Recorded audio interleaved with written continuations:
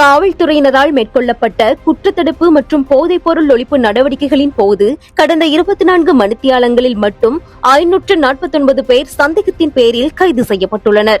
இந்த நடவடிக்கைகளின் போது 29,608 பேர் சோதனைக்கு உட்படுத்தப்பட்டதுடன் குற்ற செயல்களுடன் நேரடியாக தொடர்புடைய 26 பேர் கைது செய்யப்பட்டுள்ளதாக காவல்துறை தெரிவித்துள்ளது.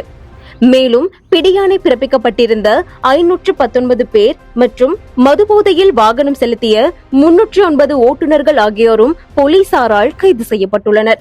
மேலும் போக்குவரத்து விதிமீறல்கள் தொடர்பாக 4,392 பேருக்கு எதிராகவும் கவனக்குறைவாக வாகனம் செலுத்தியமை தொடர்பில் 44 பேருக்கு எதிராகவும் நடவடிக்கை எடுக்கப்பட்டுள்ளதாக காவல்துறை மேலும் குறிப்பிட்டுள்ளது.